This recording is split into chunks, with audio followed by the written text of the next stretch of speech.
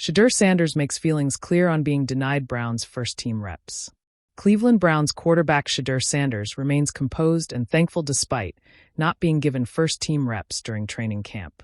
Back in April, the Browns shocked the league by trading up and selecting Sanders in the 5th round of the 2025 NFL Draft, ending the Colorado quarterback's slide. The move was intriguing. The Browns had already taken Dillon Gabriel in the 3rd. Entering training camp, the Browns have Joe Flacco, Kenny Pickett, and the rookie duo as quarterback options. Deshaun Watson is expected to miss the 2025 season after suffering an Achilles tear, and the Browns need all the help they can get after going 3-14 in 2024. Meanwhile, Aaron Rodgers has already seen the true colors of Steelers fans after his first practice with his new team. The Browns are reportedly open to keeping all 4 quarterbacks on the active roster if they believe each is worth holding on to. Cleveland kept Watson, Jameis Winston, Dorian Thompson-Robinson, and Tyler Huntley on the initial 53-man roster last season, so it wouldn't be out of place.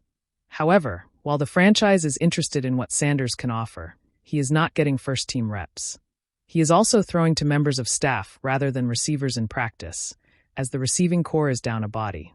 Asked why he has not had any first-team reps in training camp, Sanders, who picked up 2 speeding tickets last month, said, "That's not my place to answer, to even be able to give the answer to that.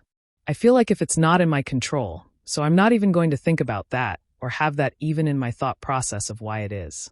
It's a lot of people that want to have the opportunity to be at this level, and I'm here and I'm thankful to have the opportunity. So whenever that is, it is, but it doesn't make me feel down or it doesn't make me feel left out or anything because I know who I am as a person. I know who I am as an individual, and I know what I could bring to this team, so I can never feel less than in any circumstance." Sanders added, "I'm focused on doing me. I'm focused on learning what I need to learn. That's simply it." Across the 2024 season, Sanders threw for 4,134 yards and 37 touchdowns with 10 interceptions on a nation-leading 74.2% completion rate, winning the Johnny Unitas Golden Arm Award and the Big 12 Offensive Player of the Year award. He hopes to contribute to a winning franchise as the Browns look to bounce back. "I don't think nobody in this organization is here if they're not trying to win, honestly," Sanders told reporters. "I think they're trying to win the who gives out the best water and Gatorades out here. So it is definitely a competition. Everything in life is a competition. It's so many cameras out here. It is definitely competition with content, obviously, too. So I think everything in life boils down to competition." Sanders will likely get the chance to show out in preseason when the Browns face the Carolina Panthers, August 8th, the Philadelphia Eagles, August 16th, and the Los Angeles Rams, August 23rd. Cleveland then opens the 2025 NFL regular season by hosting Joe Burrow and the Cincinnati Bengals on Sunday, September 7th. The midsummer sun baked the practice fields in Berea, and the Cleveland Browns training camp hummed with tension. Cameras clicked. Reporters murmured. Fans leaned against the barricades, hoping to catch one more glimpse of the rookie whose name had already become a chant.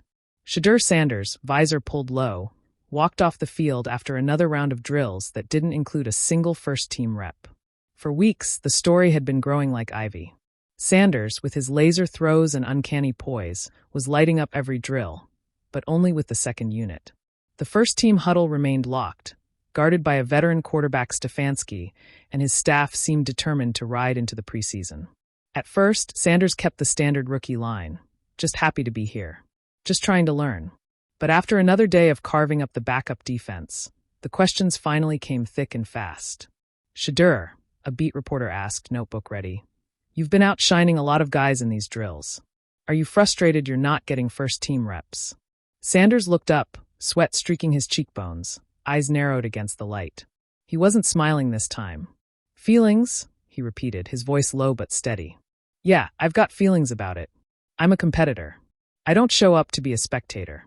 The reporters leaned in closer. "They told me when I got here," Sanders continued, "to work hard, learn the system, earn everything. I've done that every day. If they don't want to see it with the ones yet, that's their choice. But don't get it twisted. I know what I bring." The words hit the Cleveland media cycle like a jolt of lightning. On talk radio, hosts debated whether the rookie had just crossed a line or simply spoken the truth. Social media lit up with highlights. Videos of Sanders threading tight spirals to back up receivers who looked like pro bowlers with him under center. One fan tweeted, "Shedeur's not just playing, he's making a statement. Why are we wasting that arm on second-team reps?" Another countered, "Patience. Stefanski knows what he's doing. Let the kid develop." But inside the facility, those words, "I don't show up to be a spectator," echoed through hallways and meeting rooms.